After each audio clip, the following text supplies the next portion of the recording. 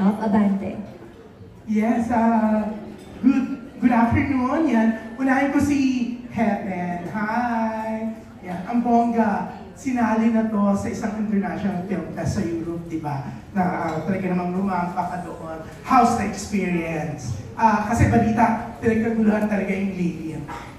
Grabe, nakakatuwa yung experience. Ano siya eh, first, alam mo yung kaba nandoon na ano kayang gagawin ng mga audiences once na mapanood nila yung film. Pero nakakatuwa kasi nagustuhan ng mga foreign audiences. Nandun din yung mga kababayan natin, Direk, na sinuportahan talaga yung film.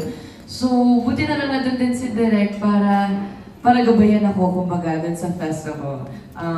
And, syempre, hindi ko pupuntahan yung festival yun kung hindi rin naman sa Viva. So, thankful naman ako. Okay, thank you. At syempre, ang second ko, si Miss Yula Valdez. Yan, Yula, lately, nakakatuwa kasi you're back with Viva. Marami na may nag-special participation ka na kahit dun sa yung kay Direk Dario. Tapos eto, may mga ilang projects ka. Siyempre, nung baka pa tayo, nasa Viva ka, isa ka sa talagang young stars of Viva before, di ba? So, ano to, tuloy-tuloy na? Are you going to be managed by Viva na rin? Hindi ako minimanage or ima-manage ng Viva. But they're helping me and I'm grateful at masaya ako na kung saan ako nag-umpisa hanggang ngayon ay nakakapagtrabaho pa rin ako para sa kanila. Hindi ako minimanage ng Viva pero thankful ako. Thank you. Nangangalugan na talagang kahit saan ka nakarating, ang layo-layo mo na, still marunong kang tumanaw ng utang na loob. Of course, kailangan yun. It's so nice siya. Thank you. And maraming akong nagawa sa Viva na magaganda at memorable. At isa pa to, ang Lily memorable din after all these years. Nakakagawa pa rin ako and kinukuha pa rin ako ng Viva. Very thankful talaga ako sa Viva. Thank you. At syempre, congratulations sa inyo, no? Kasi ako napanood ko yung trailer ng Lilim. Talagang nagandahan ako. Gusto ko talagang panoorin to, di ba? So, excited na ako sa March, sa showing nyo. Thank you! Thank you. That was June Lalin of Abante. Up next, we have Robert Ricantina of Manila Bulletin. Magandang hapon. Kay Direk, first question, how would you describe yung horror ng Lilim? Ito ba yung talagang tilian all throughout, start to finish? And then, second question would be, what is it that you hope to relay sa pelikulang ito? So, as a horror filmmaker, no, kasi medyo nakailan na rin ako sa genre na to. Para gawin exciting yung mga project, I always make sure na we try something new, something different. Para, di ba, para medyo passionate tayo, enthusiastic tayo showing up on set kasi we're excited to mount something na we've never done before. So with this film, I think may isang review sa Screen Anarchy na medyo na-summarize niya. Medyo complete package siya, no? Yung spectacle ng Lilim. Lalo na nowadays na ang routine ng tao talaga streaming. Pag gagawa tayo ng movie na pang cinemas, dapat worth it, diba? May certain scale, may certain ambition. So with Lilim, actually complete siya eh. Parang may aspect siya na may pagka-psychological horror and may brother and sister drama, and then later on may mystery angle, may occult, and then towards the climax magiging mas chase and slasher, no? So I'd say parang full package experience siya, something that people will really want to see sana in the cinemas para ma-experience yung craft din namin, no? Hindi lang sa filmmaking or storytelling and yung performances, but I think showcase siya ng talent ng production, ng post-production, to show na mga Filipinas competitive din sa genre scene, like sound design, invisible CGI, prosthetics, stunts, firearms. So, you know, yung gantong type of film, hindi siya pwedeng i-carry ng author, di ba? Parang teamwork siya and showcase of talent na we can compete with at least yung regional, international standards when it comes to genre cinema. So, I hope bigyan nyo ng chance ng Lilim. Thank you very much. That was Robert Regentina of Manila Bulletin. For our next question, we have Jojo Gabinete of PEP. Hi, good afternoon. Raisa, anong kaibahan ng Lilim sa mga past project mo? Tapos parang komportable na sa bangkok mo? Hello, good afternoon po. Ang kaibahan po, mas hindi po siya more on pasigaw na character yung na pinatray ko po, more on sobrang mata-mata lang. And wala po masyadong lines. So talagang mata-acting po ito. And about sa hair ko po, yes, mas comfortable po ako ngayon sa kalbo. Hindi na po ako sanay sa may buhok po ako. Every time na maglalagay ako ng wig, hindi po ako sanay. Parang hindi ako yun. kapag nag-wig po ako. So naninibago po ako pag nag-hair po ako. Okay, thank you. Kay Mon Confiado, ikaw yata yung pinaka-busiest character actor meron. Enumerate mo lahat ng projects mo for this year. Hindi naman. Well, syempre, number one, very thankful ako na part ako nitong Lilim with Direk Miguel Red. Pangalawa na namin from Arisaka. Aside from this, part ako ng In Thy Name na showing sa March 5. Ongoing ngayon yung isang Japanese film na nagawa ko, part ng Japanese Film Festival Philippines na sinashowing ngayon sa Shangri-La Mall. At may natapos kami ni Heaven na isang pelikula directed by Paul Soriano, yung The Fisher. At part ako ng Lumuhod Ka sa Lupa series. At may isang na-shoot ako sa Bangkok, ang title ay Golda, soon to be shown also. Well, yung Pepsi Paloma na hopefully ma-showing. Tapos mo, hindi na alam ng mga kabataan ngayon na ang tatay mo yung si Mang Angel Confiado. Yes. Anong natatandaan mo na payo niya sa'yo parang matagal sa industry? At kung nabubuhay sa ngayon, sa tingin mo, anong sasabihin niya sa'yo dahil ang dami mong projects?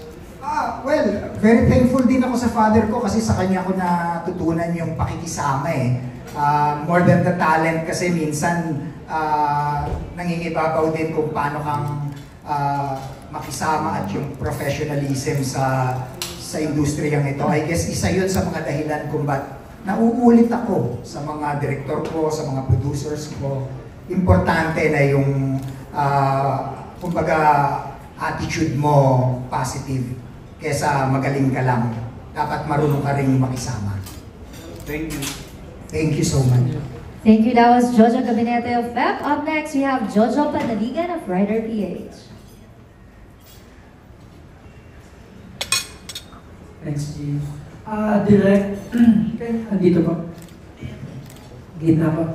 Can you talk about yung location, pati yung atmosphere na binild nyo sa film to move the story forward?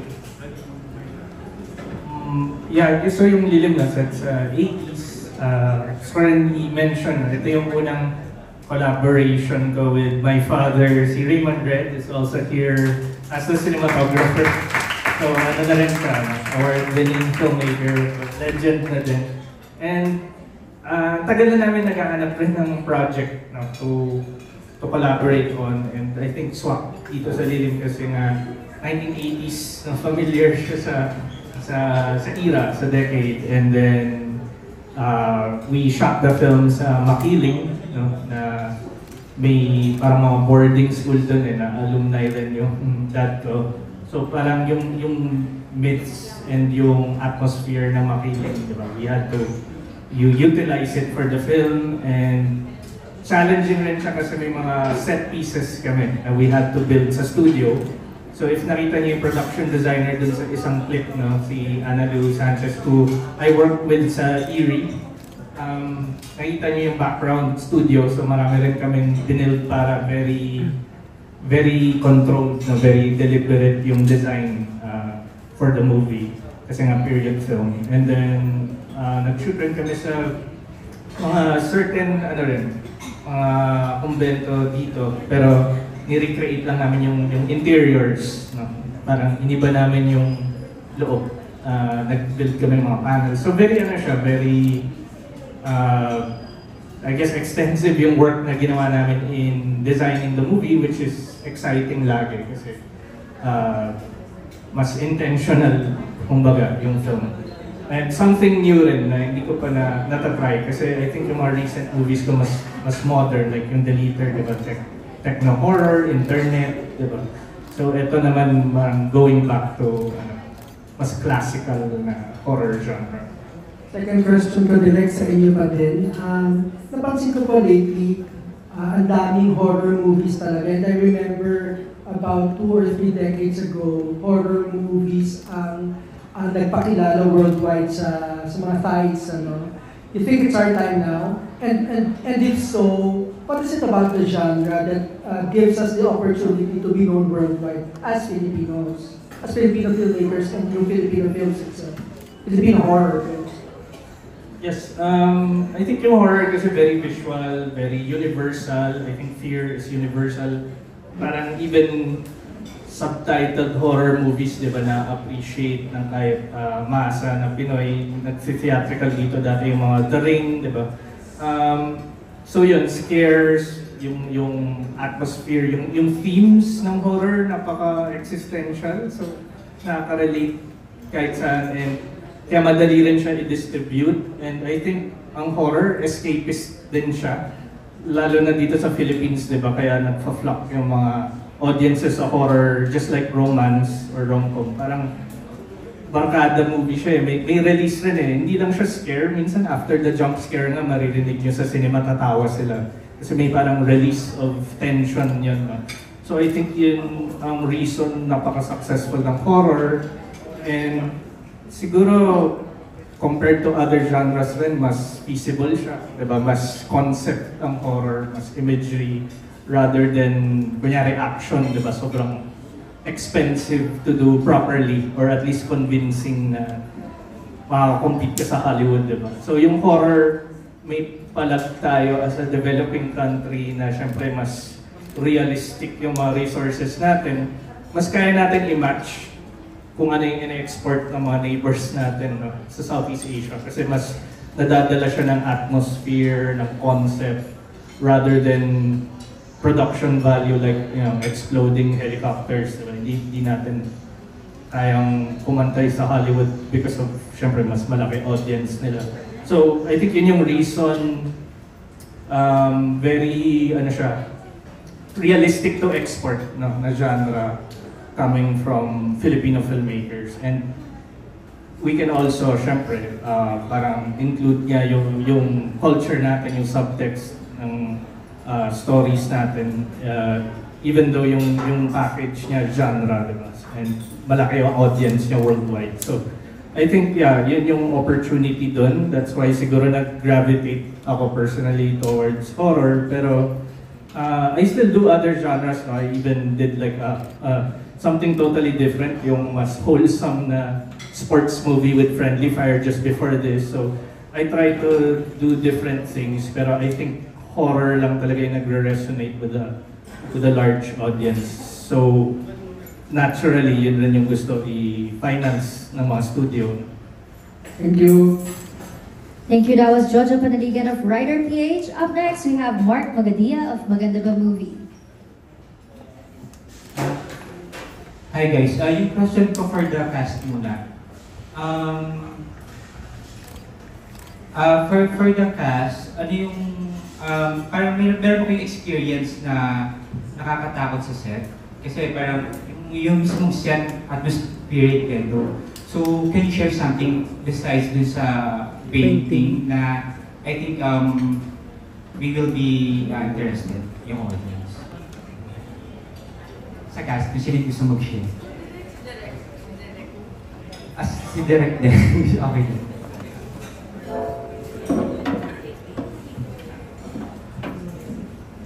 Well, yun, na-mention na namin sa painting. No? Pero, yeah, very creepy yung atmosphere since yung themes nga namin, di ba, may demonology, may ghost. Pero ako kasi hindi ako sobrang superstitious. So siguro mas may share sila.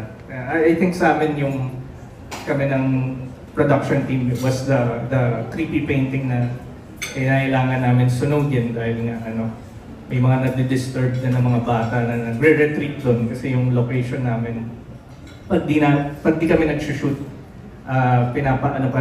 pinapa-open up pa rin siya sa public for retreat. So yung mga hindi nila alam na may mga naiwan na props, diba, natotraumatize sila doon. So we had to burn it kasi may bad vibes yung painting. Pero Before that ba naniniwala ka sa parang mga supernatural? I mean, open ako to it, and syempre kailangan na-acknowledge mo rin yung fear and yung horror para maintindihan mo what makes people afraid, di ba, to be a effective horror filmmaker. Pero siguro hindi mawawala as a director, hindi mawawala yung para kang, I think na-mention ko to lagi, na para kang magician na nag-aaral ng magic. Syempre when you watch another magician play a magic trick, mas iniisip mo na lang yung paano niya ginagawa yun kasi yung na-enjoy mo yung trick, no? I mean, mahirap siya tanggalin. So, usually yung mga director, di ba, we have to watch a movie twice para yung isa reverse kami and then yung second yung mas ino-observe mo na. So, mahirap siya tanggalin sa'yo if alam mo paano gumawa ng horror film, di ba? You see through the process, parang gano'n. Okay, thank you, Direk. Second question ko sa cast na lang ulit. Ano na lang, pakilala na lang kayo kung ano yung mga characters ninyo at saka ano yung mga parang katangian ng mga characters ninyo na the audience would be excited about. Yun na lang. I think kung isa-isa kung pwede. Rafa? Hi, ako si Rafa. I play Darwin. Yung character ko pangalan ni si Darwin. Isa ako sa mga investigators na police na katrabaho si Kuya Mon. Yung character is very, parang siya yung medyo silly na police in a horror movie na siya yung makulit. Yeah, so yun yung character ko. It's fun to work with Kuya Mon and first time working with Direk Red. So really enjoyed the experience and marami akong nakatrabaho ulit in this film that I've worked with before. Sila Heaven and first time working with Nicole. So had a lot of fun. Ako po, I play the role of Trining. Isa po ako sa mga nuns. Yun, kasama po ako nila Ate Liza, nila Ma'am Yula. And I guess you could say, ano ba, Direk? Mabait na lang? Mabait ba? With a huge wink. Charing. Mabait na lang. Kung baga, ako po yung mas nakakausap ni Heaven sa place. Sa place na lang yung tinawag. So, yes. Ayun lang po. Hi, I'm Scare Walker. I play the role of Tomas. I'm the sister of Heaven. And I was happy when I got to saw my co-actors work because they're really inspiring and they're really amazing at acting. Ako po dito si Helena. Isa po ako sa member ng kulto and kanang kamay po ako ni Sister Marga na si Miss Yula and mabait po ako, Char. Bait-baitan po ako dito. And sobrang strict ko. Ako po yung pinaka-strict sa sister and sobrang uhaw po ako sa kapangyarihan. Good afternoon. Ako po ay isang madre na nagngangalang si Sister Marga. Ako po ang parang leader ng orphanage mga nag-aampon kami ng mga batang lalaki. Mas madali daw kasi yung alagaan ng mga lalaki kasi hindi mabubuntis. So, yun ang pinipili namin alagaan yung mga lalaki. And alagad, isa sa mga mga lalaking kalbo. Tapos, isa sa mga alagad din si Sister Marga.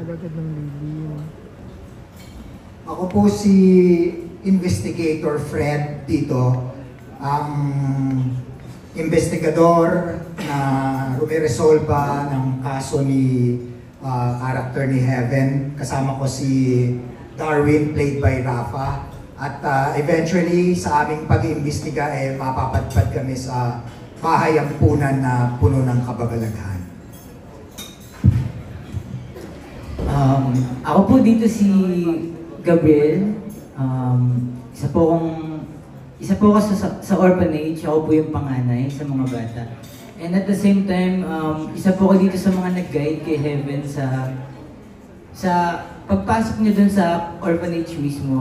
Isa po ako sa mga nag-guide sa kanya and feeling kong tumulong na rin. So, kayo na po humusga kung ano po yung sa tingin yung character doon ni Gabriel, kung mabuting tao ba siya or may gagawin ba siyang hindi ko alam kung ano man. Pero mabait ako dito guys and abangan niyo po.